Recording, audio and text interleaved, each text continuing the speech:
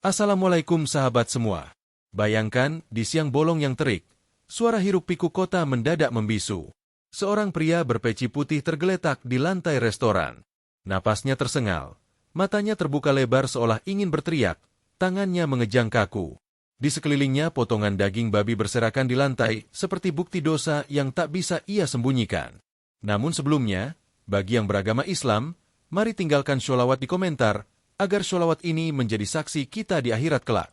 Jangan lupa juga like dan subscribe channel ini untuk membantu menyebarkan dakwah Islam dalam bentuk cerita. Pak Haji Salman, nama itu selalu dibicarakan dengan hormat oleh warga kampung. Usianya sekitar 55 tahun, tubuhnya masih tegap, wajahnya bersih, bajunya selalu putih. Setiap pagi ia duduk di teras rumah besar yang berdiri paling megah di kampungnya. Baru setahun lalu ia mengucap syahadat, meninggalkan dunia lamanya sebagai pengusaha hiburan malam yang penuh dosa. Dalam hitungan bulan, ia langsung mendaftarkan diri untuk berhaji. Pulang dari Tanah Suci, ia disambut bak pahlawan. Anak-anak kecil menunduk sopan. Para tetangga membawa tumpeng dan bunga melati. Semua orang kagum. Masya Allah, Pak Haji Salman hebat ya. Baru masuk Islam sudah bisa haji. Pak Haji Salman hanya tersenyum dan mengangguk. Di balik senyum itu ada sesuatu yang belum selesai. Ia memang telah mengenal Islam, tapi Islam belum sepenuhnya tinggal di dalam hatinya. Pagi-pagi ia sering datang ke masjid, namun hanya duduk sebentar lalu pulang. Saat khutbah Jumat ia duduk di saf depan, sesekali melirik kiri kanan memastikan orang-orang memperhatikan kehadirannya. Ia bangga. Bangga karena ia berbeda dari dulu. Bangga karena bisa menunjukkan perubahan itu kepada semua orang. Tapi di balik peci putih dan baju koko barunya, ada luka lama yang belum sembuh. Dalam diamnya, ia masih merasa asing dengan kalimat zikir. Ia masih salah mengucap doa-doa pendek. Bahkan ia belum hafal bacaan salat dengan lancar, tapi ia malu mengaku. Yang penting, pikirnya, semua orang sudah lihat bahwa aku sekarang beriman. Hingga suatu malam di musala kecil, Ustaz Maruf naik ke mimbar. Suaranya pelan tapi tajam. Saudaraku, yang penting bukan gelar hajinya, tapi seberapa dalam kita mengenal Allah dan meninggalkan maksiat. Kata-kata itu menusuk dada Pak Haji Salman. Ia menoleh ke arah mimbar, wajahnya tetap tenang seolah tak terganggu, namun hatinya gelisah. Malam itu ia pulang tanpa berkata sepatah pun. Di rumah, ia berdiri di depan cermin, menatap wajahnya sendiri. Wajah yang bersih tapi kosong. Wajah yang terlihat saleh namun penuh sandiwara. Saat semua orang tidur, ia membuka ponsel, menggulir galeri lama. Foto pesta, gelak tawa, minuman haram, daging asap, anggur mahal. Sampai satu foto membuatnya terdiam lama. Babi guling di atas meja panjang. Asapnya membumbung, kulitnya renyah mengkilat. Aroma itu seolah hadir lagi di lidahnya. Pak Haji Salman memejamkan mata, menarik napas panjang. Ia ingin melupakannya, tapi hasrat itu belum mati. Malam itu ia terbangun berkali-kali. Kenangan itu kembali, makin lama makin nyata. Dan sejak malam itu, hidupnya perlahan berubah menjadi perang yang tak terlihat. Perang antara iman yang masih muda dan nafsu lama yang kembali menggoda. Disinilah awal cerita ini dimulai. Sebuah perjalanan panjang yang akan menyeret Pak Haji Salman dari puncak pujian ke lembah ujian, dari gemerlap pencitraan menuju keheningan taubat. Hari demi hari berlalu. Dari luar, Pak Haji Salman tampak sempurna. Ia rutin ke masjid, rajin menyapa tetangga, dan sering ikut rapat takmir. Tapi di dalam hatinya, sesuatu terus menggerogoti. Ia mulai gelisah setiap mendengar lantunan ayat Al-Quran. Zikir terasa asing. Bacaan salat masih sering tertukar, tapi ia terlalu gengsi untuk belajar dari awal. Ia takut terlihat bodoh. Ia lebih memilih tampil seolah-olah sudah tahu. Ia hafal cara melipat sarung dengan rapi, tahu bagaimana berdiri khusyuk saat azan, dan fasih berkata, Masya Allah, dan Barokallah. Tapi semua itu hanya gerakan luar. Hatinya kosong. Dalam setiap khutbah, ia duduk di barisan depan dengan dada tegap, namun pikirannya berkelana. Kadang ke bisnis lama yang pernah ia jalani, kadang ke kehidupan yang dulu ia tinggalkan. Ia merasa telah jauh dari dunia itu, tapi kenangannya belum benar-benar mati. Pagi itu, ia duduk di serambi rumah. Secangkir kopi mengepul di atas meja, tapi tak disentuh. Matanya menatap kosong ke sawah yang menguning di kejauhan. Sudah 3 malam tidurnya tak nyenyak. Ia sering terbangun dengan keringat dingin, Seolah ada bayangan yang terus mengintai. Bayangan itu bukan makhluk halus, tapi kenangan.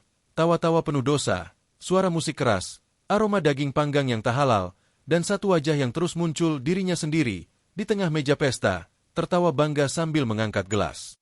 Ia coba menepis semua itu dengan zikir. Tapi lisannya keluh. Ia buka mushaf kecil pemberian sang istri. Namun setiap kali membacanya, huruf-huruf itu terasa jauh. Seperti ada dinding antara dirinya dan ayat-ayat itu.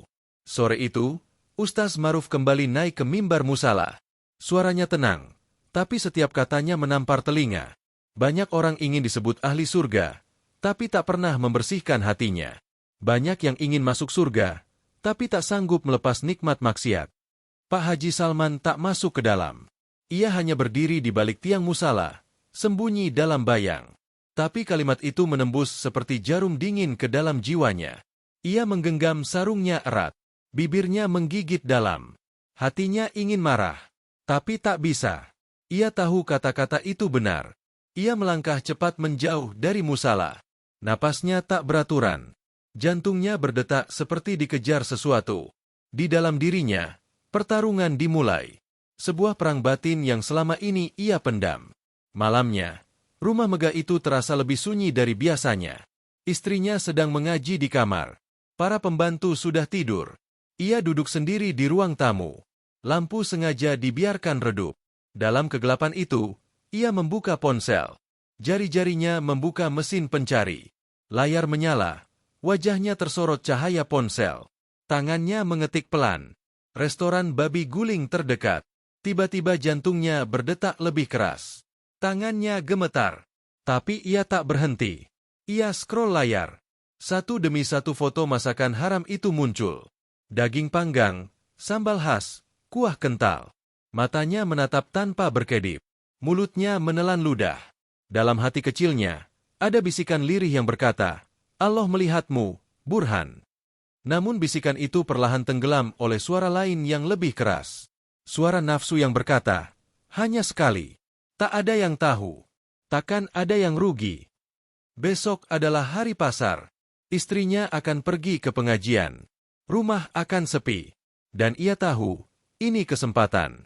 Kesempatan yang tidak seharusnya ia tunggu. Tapi justru ia siapkan diam-diam. Pagi itu udara kampung terasa segar. Burung-burung beterbangan di atas pematang sawah. Anak-anak berangkat sekolah dengan seragam lusuh. Dari luar, semua tampak biasa.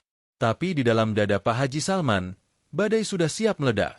Ia berdiri di teras rumahnya, memakai baju koko putih dan sarung sutra. Senyum di bibirnya tetap ada, tapi bukan senyum tulus. Itu senyum penutup rasa gelisah. Abi mau ke kota cari bahan untuk masjid, katanya pada istrinya yang sedang bersiap ke pengajian. Istrinya mengangguk bangga. Masya Allah, semoga niatnya diridai. Pak Haji Salman mengangguk kecil. Tapi di dalam hatinya ia tahu hari ini ia akan berkhianat pada Allah. Mobil hitamnya meluncur pelan melewati jalan desa. Sepanjang perjalanan ia melihat orang-orang tersenyum kepadanya. Ada yang menunduk, ada yang mengangkat tangan memberi salam. Pak Haji Salman membalas dengan anggukan kecil. Tak satu pun dari mereka tahu bahwa orang yang mereka hormati sedang membawa dirinya sendiri ke jurang. Di dashboard mobil, suara muratal Al-Quran mengalun. Tapi jari Pak Haji menekan tombol off. Ia ingin tenang tanpa gangguan iman, tanpa pengingat, tanpa rem. Pikiran sudah bulat, hasrat sudah tumbuh. Dan sebentar lagi ia akan duduk di meja restoran yang tak pernah ia bayangkan akan ia kunjungi lagi setelah menjadi seorang muslim. Restoran itu tak begitu besar. Terletak di sudut jalan kota, berdampingan dengan kedai kopi dan toko peralatan rumah tangga. Di depan pintunya tergantung papan kecil berwarna merah. Tertulis jelas, babi guling spesial hari ini. Pak Haji Salman memarkir mobilnya agak jauh di area parkir supermarket. Ia turun dengan langkah ragu, menatap ke kanan kiri, memastikan tak ada orang kampung yang melihat. Kemudian ia melangkah menyusuri trotoar sambil menarik masker ke atas dan menurunkan pecinya sedikit menutupi dahi. Langkahnya pelan tapi pasti. Saat tangannya menyentuh gagang pintu restoran, hatinya kembali bergetar. Tapi tidak cukup kuat untuk menghentikan niatnya. Aroma panggangan langsung menyambut seperti tangan iblis yang mengelus lembut. Ia mendekat ke meja kosong di pojok, duduk dan mengambil menu. Selamat siang, Pak. Mau pesan apa? Seorang pelayan muda tersenyum. Pak Haji menunjuk satu gambar. Yang ini, porsi besar babi gulingnya. Tambah nasi dan es teh. Baik, Pak. Dan begitulah piring demi piring mulai datang. Daging babi yang mengkilat, kuah kental, kulit renyah yang garing, semua terhidang di depannya. Pak Haji menarik napas panjang, tangannya mulai meraih sendok. Namun detik itu juga, wajah Ustaz Maruf melintas dalam pikirannya. Bukan sebagai mimbar, tapi sebagai bayangan yang berdiri di belakangnya, menatap dengan kecewa. Ia mengibaskan pikiran itu, lalu menyendokkan satu potong besar daging haram itu ke mulutnya. Kunyahan pertama. Kenikmatan lama muncul kembali. Kenangan masa lalu membanjiri ingatannya. Malam pesta, minuman mahal, tawa penuh dosa. Ia menutup mata dan tersenyum. Tapi belum habis suapan kedua, di luar restoran seseorang mengangkat ponsel. Seorang anak muda, matanya membelalak mengenali wajah yang sedang duduk makan di pojok. Ia mengangkat kamera, memotret dari balik jendela. Klik. Satu foto. Dikirim. Tersebar di kampung. Pesan itu mulai masuk ke grup WhatsApp warga. Inikah Pak Haji kita makan babi? Ya Allah, jangan sampai benar. Astagfirullah. Ini wajahnya jelas banget. Sementara itu Pak Haji Salman belum tahu apa-apa. Ia terus melahap, menyuap, menikmati. Sampai suapan kelima. Ia mulai batuk. Daging tersangkut. Tenggorokannya tercekat. Es teh ia raih cepat-cepat. Tapi tangannya tak cukup kuat. Gelas jatuh pecah di lantai. Pak, pelayan panik. Pak Haji Salman berdiri, tapi tubuhnya tak bisa tegak. Kakinya bergetar. Tangannya mengejang. Wajahnya pucat. Matanya terbuka lebar. Tubuhnya roboh ke lantai. Tersedak. Tak bisa bicara. Tak bisa teriak. Hanya bisa membuka mulut seperti orang sekarat. Orang-orang dalam restoran mulai panik. Ada yang teriak, ada yang merekam, ada yang mencoba memegang tubuhnya.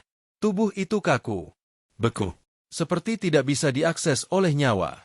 Dalam kepala Pak Haji semuanya gelap, tapi hatinya sadar, sangat sadar. Dan satu kalimat terus terulang seperti palu menghantam.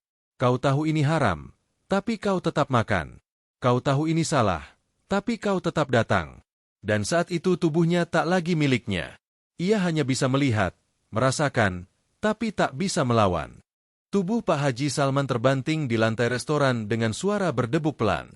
Sendok terlempar, es teh pecah, nasi dan potongan daging babi berserakan. Orang-orang berteriak. Ada yang mendekat, ada yang mundur ketakutan, ada pula yang mengangkat ponsel tinggi-tinggi, merekam setiap detik kejadian itu. Wajah Pak Haji pucat, bibirnya membiru, tangannya mengejang kaku. Matanya terbuka lebar memandang langit-langit restoran yang buram. Pelayan berusaha menepuk-nepuk punggungnya. Pak, tarik napas. Pak.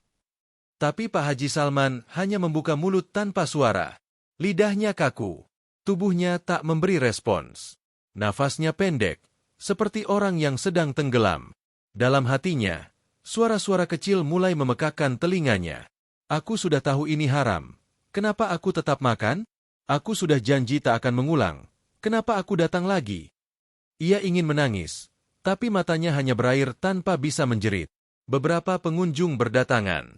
Ada yang menelepon ambulans, ada yang mencoba menolong dengan membasuh wajahnya air, ada yang berdiri jauh menatap dengan rasa ngeri bercampur heran. Seorang pria muda berseragam datang tergesa, memeriksa denyut nadi dan meraba dadanya. Pak, dengar saya. Pak, bisa gerak, Pak. Tak ada jawaban. Tak ada gerakan. Beberapa menit kemudian, seorang pemuda kampung yang tinggal di kota ikut hadir. Ia menatap wajah Pak Haji lekat-lekat. Ini bukannya Pak Haji Salman dari kampung saya. Orang-orang mulai bertanya-tanya. Nama itu tidak asing. Dan benar saja, dalam waktu singkat, wajah Pak Haji yang sedang tergeletak kaku di lantai restoran babi tersebar di media sosial. Warga kampung geger. Para jemaah masjid terdiam tak percaya. Grup-grup penuh dengan tanda tanya dan istighfar. Mobil ambulans akhirnya tiba. Sirinenya meraung panjang. Tubuh Pak Haji diangkat perlahan ke atas tandu. Lehernya tegak, matanya terbuka, tapi mulutnya tak bisa bicara. Ia mendengar semua suara. Ia tahu ia sedang diangkut, dibawa ke tempat yang tak ia tahu. Tapi ia tak bisa menggerakkan lidahnya, walau hanya untuk membaca istighfar. Di dalam ambulans, suara mesin dan sirine memecah udara. Tapi yang terdengar paling keras di telinga Pak Haji Salman adalah suara hatinya sendiri, jauh lebih memekakan. Aku sudah haji, aku sudah syahadat. Kenapa aku begini? Bayangan Ustaz Maruf melintas lagi. Bayangan istrinya yang tersenyum saat ia berangkat haji. Bayangan anak-anak yang menunduk sopan menyambutnya di rumah. Semuanya menghantam jiwanya seperti ombak. Tubuhnya dibaringkan di ranjang rumah sakit. Dokter memeriksa, menyuntikkan cairan, memberi alat bantu pernapasan. Hasilnya sama. Jantungnya berdetak, kesadarannya ada, tapi tubuhnya lumpuh seperti batu. Dokter menggeleng pelan, bingung. Tak ada luka, tak ada serangan jantung, tak ada penyumbatan parah. Tubuh itu seperti membeku. Seorang pemuda dari kampung, Leman, langsung menghubungi pihak keluarga. Bu Haji, ini saya Leman. Maaf, saya barusan lihat Pak Haji di rumah sakit. Sepertinya beliau kena serangan mendadak. Ibu Haji terpanah. Astagfirullah. Beliau kenapa? Maaf, Bu. Beliau ditemukan di restoran non-halal, makan babi. Telepon terdiam beberapa detik. Lalu suara isak terdengar di seberang. Ibu Haji duduk lemas di ruang tamu. Di luar, warga mulai berbisik. Sebagian kasihan, sebagian bingung, sebagian mencibir. Dan saat malam tiba, tubuh Pak Haji dibopong kembali ke rumah. Dokter tak sanggup menjelaskan keadaannya. Semua tanda vital stabil, tapi tubuhnya masih tak bisa digerakkan. Rumah megah itu kini terasa sunyi. Istrinya duduk di samping ranjang, menggenggam tangan suaminya yang dingin. Ia menatap wajah yang dulu tegas, kini pucat dan keras seperti batu. Air matanya menetes. Ia tahu ini bukan penyakit biasa. Ini bukan sekadar serangan fisik. Ada sesuatu yang jauh lebih dalam. Di luar kamar, seorang tetangga berkata kepada penjaga rumah, bawa dia ke Ustaz Maruf. Mungkin hanya doa yang bisa melunakkan tubuhnya kembali. Malam itu tubuh Pak Haji Salman diangkat pelan-pelan oleh beberapa lelaki kampung menuju rumah sederhana di pinggiran kampung. Rumah milik seorang ustaz yang dulu sering ia anggap remeh. Disitulah semua akan berubah. Rumah Ustaz Maruf berdiri di ujung kampung. Tidak besar, bahkan bisa dibilang sangat sederhana. Dindingnya dari papan kayu tua, catnya mulai mengelupas. Lantainya hanya semen kasar, tak berubin. Di sudut ruang tamu tergantung kalender Islami tahun lalu yang belum diganti. Tapi justru dari kesederhanaan itulah, ketenangan menyusup pelan seperti embun di pagi hari. Malam itu, 4 pria mengangkat tubuh Pak Haji Salman dari mobil, membawanya melewati halaman kecil yang ditumbuhi semak dan rerumputan liar. Ia dibaringkan perlahan di atas tikar pandan yang sudah usang, tepat di ruang tengah rumah Ustaz Maruf. Istrinya duduk di sisi kepala, masih menggenggam tangan dingin yang tak bergerak itu. Air matanya terus menetes. Ia terisak pelan, berusaha tak terdengar. Tapi isaknya justru terdengar paling keras di hati suaminya yang hanya bisa diam dalam keterpurukan. Ustaz Maruf keluar dari dalam kamar dengan sarung lusuh dan baju koko yang warnanya sudah memudar. Wajahnya tak menunjukkan keterkejutan, tak juga kemarahan. Hanya tenang. Tatapannya seperti air sumur yang dalam, dingin, tapi menyentuh. Ia duduk di samping Pak Haji Salman, lalu mengusap kening yang mulai basah oleh keringat dingin. Salman, ucapnya pelan. Mungkin kau tak bisa bicara, tapi hatimu masih bisa mendengar. Pak Haji mendengar. Ia menangis dalam diam. Matanya mengembun, dadanya sesak. Tak ada suara, tapi tangisnya terasa menjerit dari dalam tubuh yang terkunci. Tak ada manusia yang sempurna, lanjut sang ustaz. Tapi kesombongan itu yang menghancurkan. Kau merasa sudah cukup. Kau merasa sudah bersih. Tapi di hadapan Allah, kita semua hanya debu. Ustaz Maruf membuka mushaf kecil dari sakunya. Ia mulai membaca pelan. Suaranya mengalir lembut, tapi setiap ayatnya seperti palu yang menghantam tembok tinggi dalam hati Pak Haji Salman. Qul ya ibadiyalladina asrafu ala anfusihim la taqnatu min rahmatillah. Wahai hamba-hambaku yang telah melampaui batas terhadap dirinya sendiri, janganlah berputus asa dari rahmat Allah. Dan saat itu juga, air mata Pak Haji mulai jatuh. Perlahan, satu persatu. Tak ada yang tahu, tak ada yang bicara, tapi semua menyaksikan satu hal. Di dalam tubuh yang membeku itu, hati sedang menjerit memohon ampun. Ampuni aku ya Allah. Aku tahu ini salah. Aku tahu aku telah menodai nikmat MU. Aku tahu aku telah berpaling. Tangannya tak bisa bergerak. Lidahnya tak bisa bicara. Tapi dalam hati, ia membaca istighfar berulang-ulang, seperti orang tenggelam yang menggapai udara. Istrinya menangis makin deras. Ia menyeka keringat di leher suaminya, sambil menggigit bibir menahan tangis yang tak bisa disalurkan. Tapi ia tetap duduk di sana, tak pergi, tak meninggalkan. Di saat dunia menjauh, ia tetap tinggal. Saat azan subuh mulai berkumandang dari kejauhan, sesuatu terjadi. Ujung jari telunjuk kiri Pak Haji Salman bergerak. Kecil, pelan, hampir tak terlihat, tapi cukup untuk membuat ruangan itu hening. Ustaz Maruf tersenyum. Alhamdulillah, ucapnya lirih. Hati yang bertaubat tak akan dibiarkan lama dalam kegelapan. Pak Haji ingin bicara. Ia ingin berteriak. Ia ingin meminta maaf. Tapi lidahnya belum bisa. Ia hanya bisa menangis, menggenggam tikar dengan sisa tenaganya. Malam itu ia tak tidur. Ia hanya menatap langit-langit rumah Ustaz yang bocor di sudut, tapi terasa jauh lebih hangat dari kamar mewahnya. Di antara celah air mata, satu suara muncul dari dalam dirinya. 3 hari setelah tubuhnya mulai memberi tanda-tanda kecil kehidupan, Pak Haji Salman dibawa pulang ke rumahnya. Dokter di rumah sakit menggeleng pelan. Secara medis, kami tidak menemukan apa-apa. Organ normal, jantung normal. Ini bukan serangan jantung, bukan stroke. Tubuhnya seperti memutuskan berhenti bergerak. Kata-kata itu mengambang di udara, menjadi rahasia yang tidak bisa dijelaskan dengan ilmu. Mobil ambulans yang mengantarnya berhenti di depan pagar rumah besar yang dulu jadi simbol kebanggaannya. Kini pagar itu seperti tembok pengasingan. Warga kampung berkerumun di kejauhan. Ada yang hanya berdiri dengan wajah datar. Ada yang berbisik lirih sambil menunjuk. Ada yang mencibir.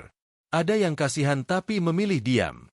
Pak Haji Salman dipapah 2 orang perawat laki-laki. Tubuhnya masih lemah. Langkahnya seperti bayi baru belajar berjalan. Setiap hentakan kaki ke lantai membuat wajahnya meringis. Bukan karena sakit di otot, melainkan karena rasa malu yang menusuk dadanya dari segala arah. Sang istri menyambut di ambang pintu. Wajahnya penuh luka. Matanya sembab. Bibirnya pecah-pecah karena terlalu sering menahan tangis.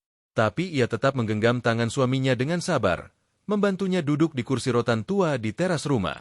Kursi itu dulu tempat mereka minum teh pagi bersama. Kini kursi itu jadi saksi sepi. Abah, suaranya lirih. Tak ada kata lain yang keluar. Pak Haji menunduk. Tak sanggup menatap wajah wanita yang selama ini setia menutup aibnya, bahkan ketika aib itu sudah jadi santapan publik. Hari-hari berikutnya ia hanya duduk atau tidur. Kadang di ranjang, kadang di ruang tengah. Para tetangga tak ada yang datang menjenguk. Tak ada yang bertanya kabar. Tak ada yang menyalami. Bahkan suara anak-anak kecil yang dulu biasa bermain di halaman rumahnya kini hilang entah kemana. Suatu pagi, ia mendengar suara azan dari masjid. Dulu ia selalu duduk di saf depan. Dulu ia yang memimpin pembacaan doa. Dulu ia yang disapa hangat setiap lewat. Tapi pagi itu, tidak ada yang mengundangnya kembali. Tidak ada yang meminta ia jadi imam. Tidak ada satupun warga yang menoleh ketika ia berdiri di depan pagar rumah, melipat tangan dan menunduk dalam diam. Hari ketiga di rumah, Pak Haji mencoba berjalan keluar. Pelan-pelan ia melewati halaman, membuka gerbang, melangkah ke warung di ujung jalan. Tapi di sana, penjaga warung pura-pura sibuk. Pembeli lain menunduk, tidak menyapa. Seseorang bahkan bergumam setengah keras. Itu yang makan babi, kan? Pak Haji berhenti di tengah langkah. Kakinya gemetar, tangannya berkeringat.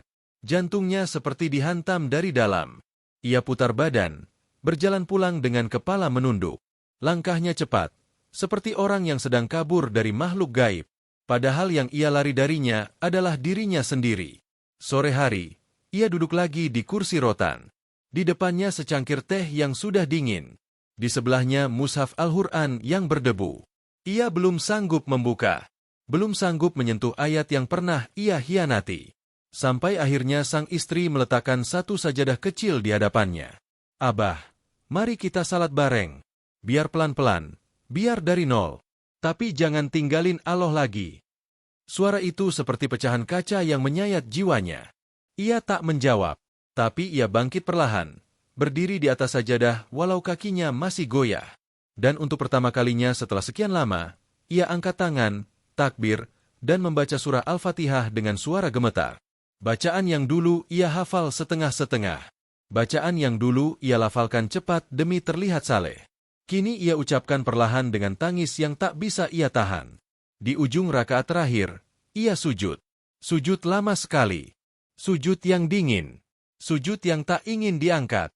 Karena di sanalah, untuk pertama kalinya, ia merasa ia tak perlu lagi terlihat mulia di mata manusia. Ia hanya ingin dilihat oleh Allah dalam keadaan paling rendahnya. Malam itu, ia tak tidur.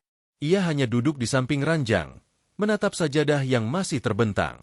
Dadanya bergetar, matanya basah. Dan di antara gemetar itu, satu kalimat lirih muncul dari dalam dirinya. Aku ini bukan haji. Aku hanya manusia yang sedang belajar jadi hamba. Sejak malam itu, Pak Haji Salman tak lagi memandang sajadah sebagai rutinitas. Kini ia melihatnya sebagai tempat satu-satunya yang bisa ia datangi tanpa diusir, tanpa dihakimi. Tempat ia bisa menangis tanpa ditanya alasan. Tempat paling jujur untuk orang yang pernah terlalu banyak berdusta pada diri sendiri. Ia mulai bangun malam. Bukan untuk pamer, bukan untuk menggugurkan kewajiban, tapi karena rasa gelisah yang tak lagi bisa ia pendam. Setiap pukul 3 dini hari, saat rumah sunyi dan udara dingin menusuk tulang, ia duduk sendiri di ruang tamu, membuka sajadah kecil di pojokan, dan mulai berbicara pada Allah dengan cara yang tak pernah ia lakukan sebelumnya, dengan air mata. Tangannya gemetar setiap kali mengangkat takbir. Mulutnya pelan-pelan membenahi bacaan salat. Ayat demi ayat ia lafalkan dengan suara lirih, meski masih tersendat. Dan saat ia bersujud, tubuhnya seperti melebur. Dalam sujud itulah ia menangis. Sujud yang tak terburu-buru. Sujud yang tidak penuh hafalan. Sujud yang hanya diisi dengan istighfar tanpa suara. Allah, aku hancur. Tapi jangan engkau tinggalkan aku. Ia mulai menjauh dari dunia luar. Bukan karena membenci orang, tapi karena ia sedang sibuk berdamai dengan dirinya sendiri.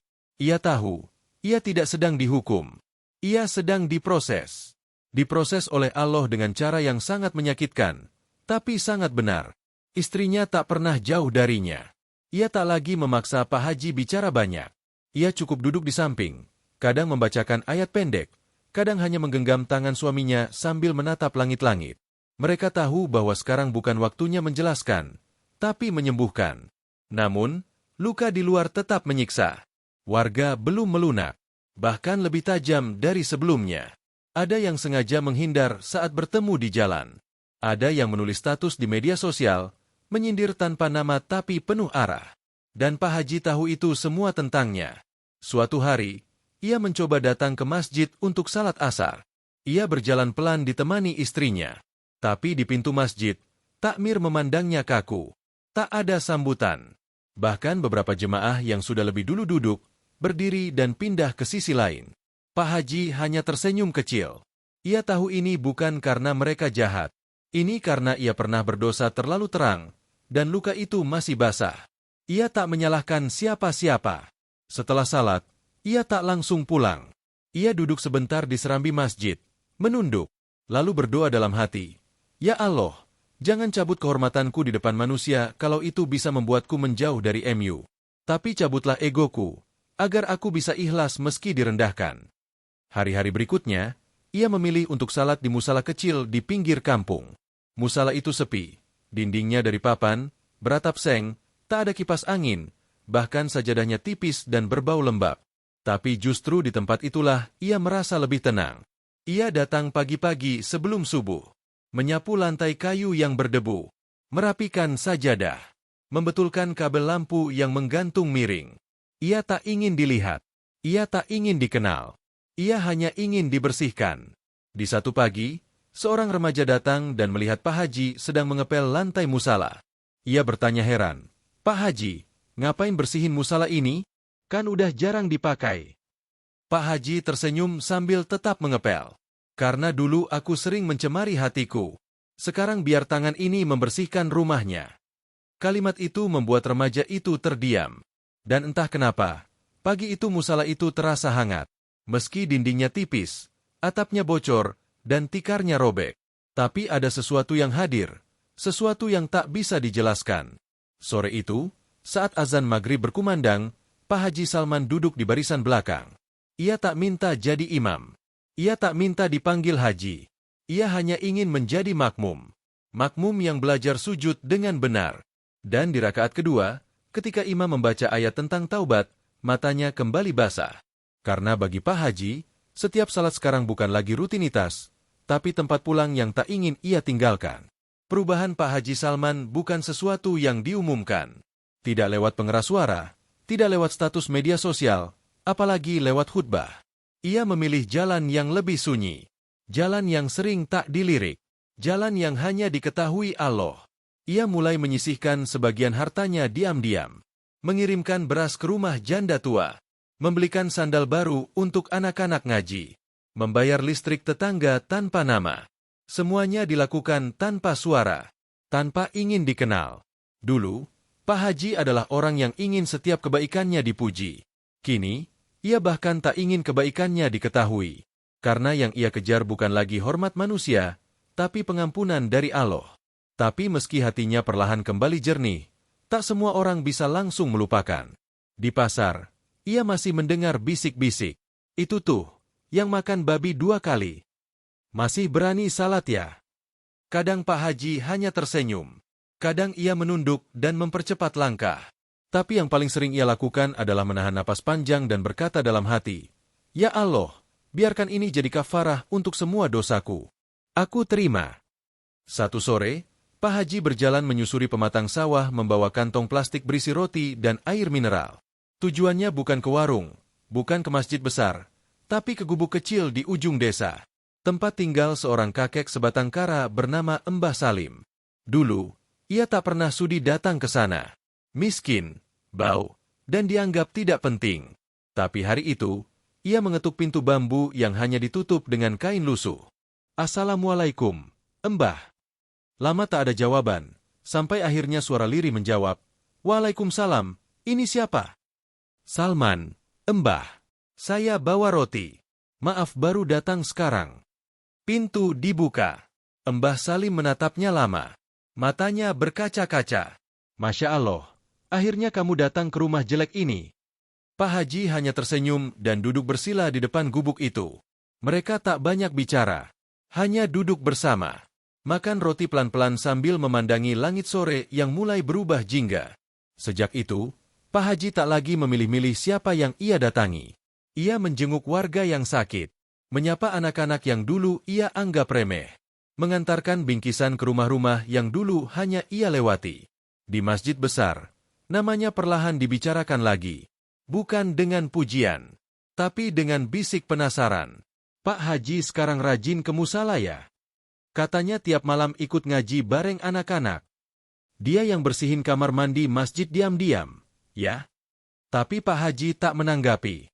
Ia hanya datang, duduk di pojok, membaca Al-Quran pelan. Jika ada yang menyapa, ia senyum lalu berkata, "Saya ini masih belajar. Masih banyak dosa.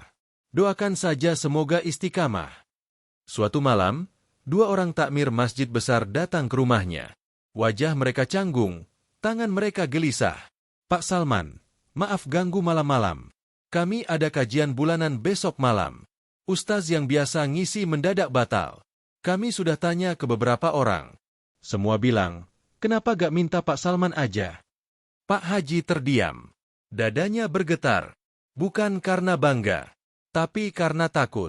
Takut kembali mengulang kesalahan lama, menjadikan panggung dakwah sebagai tempat mencari kehormatan.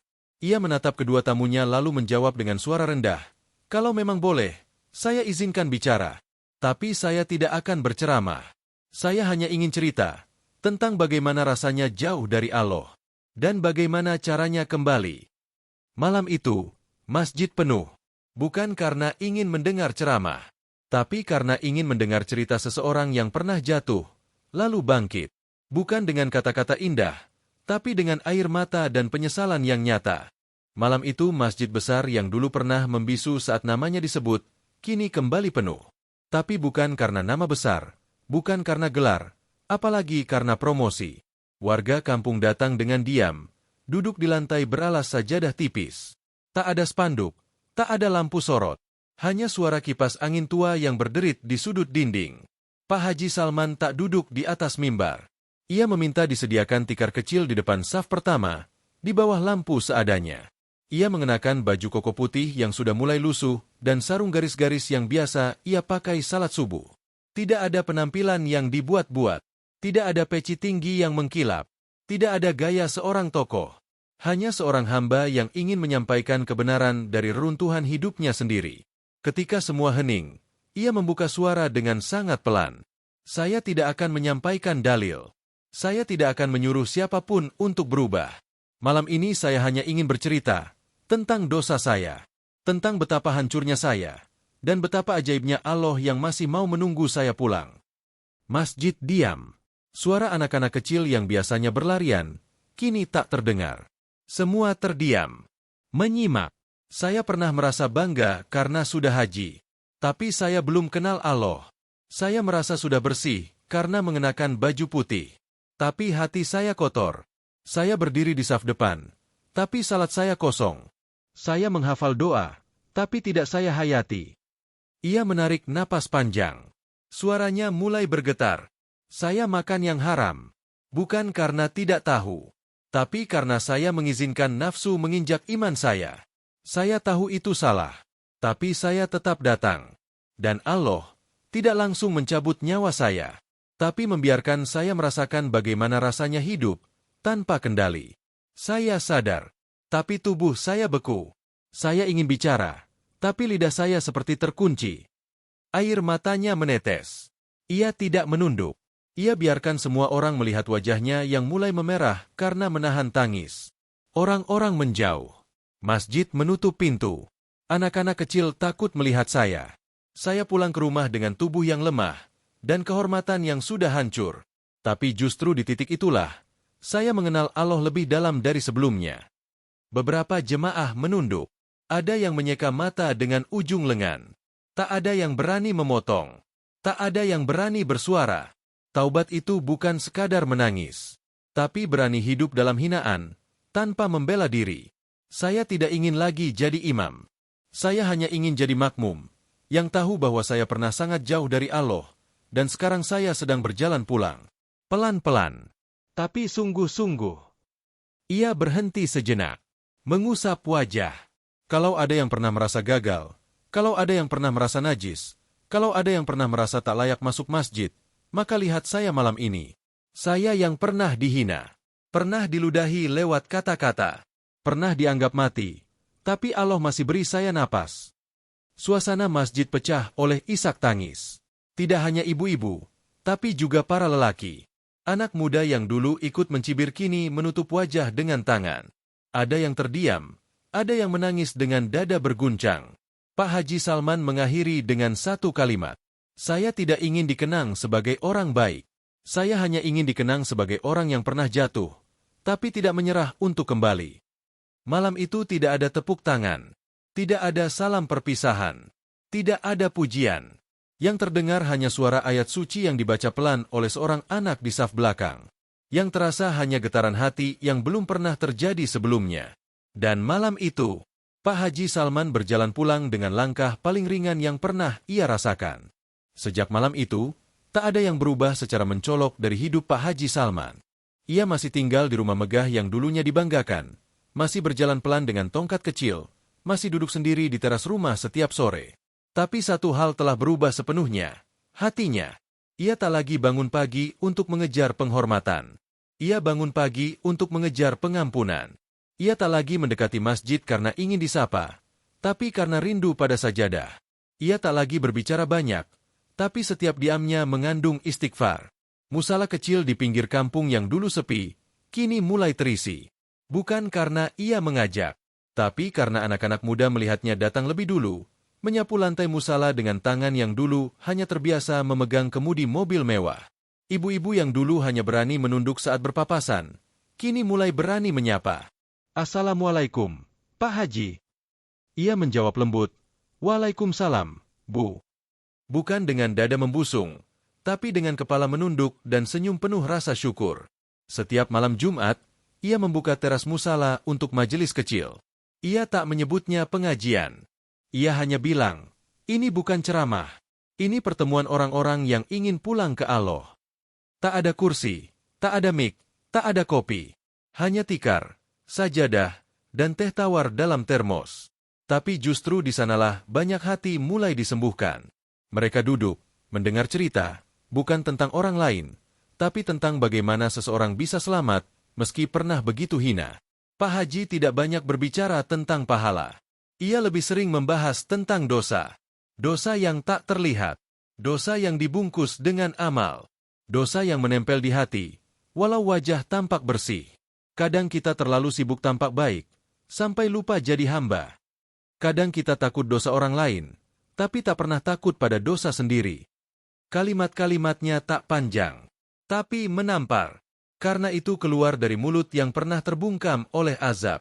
Suatu malam, seorang anak muda bertanya, "Pak Haji, gimana rasanya waktu tubuh Bapak gak bisa digerakkan?" Pak Haji terdiam lama, kemudian menunduk, lalu menjawab pelan. Rasanya seperti Allah berkata, "Aku kasih kau nikmat, tapi kau injak. Maka sekarang kau hidup, tanpa kendali dariku." Semua diam. Tak ada yang sanggup menanggapi. Karena di balik kalimat itu, ada kebenaran yang hanya bisa dirasakan oleh mereka yang pernah benar-benar jatuh. Dan malam itu, setelah semua pulang, Pak Haji duduk sendiri di dalam musala. Lampu kecil di langit-langit berkedip. Angin malam masuk dari sela-sela dinding papan. Ia buka mushaf kecil milik Ustaz Maruf yang dulu dibawa ke rumah sakit. Ia buka lembar demi lembar, sampai matanya berhenti di satu ayat. Sesungguhnya orang-orang yang bertakwa, bila mereka ditimpa was-was dari setan, mereka ingat Allah, maka ketika itu juga mereka melihat kesalahan-kesalahannya. Al-Araf ayat 201. Matanya basah. Ia ulangi ayat itu perlahan. Bukan karena ingin menghafal, tapi karena ingin benar-benar hidup di dalamnya. Pagi harinya, ia duduk di depan rumah. Tidak lagi dengan wajah sombong. Tidak lagi dengan baju putih yang disetrika sempurna. Hanya sarung, kaos tipis, dan wajah tenang.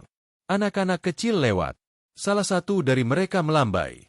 "Assalamualaikum, Pak Haji." Pak Haji tersenyum. "Waalaikumsalam, nak." Itu adalah kali pertama setelah sekian lama ada sapaan tulus tanpa beban. Ia tahu, itu bukan karena semua orang sudah memaafkan, tapi karena Allah telah mengembalikan sedikit demi sedikit rasa damai ke dalam jiwanya. Dan hari itu, Pak Haji berjalan menuju musala kecil.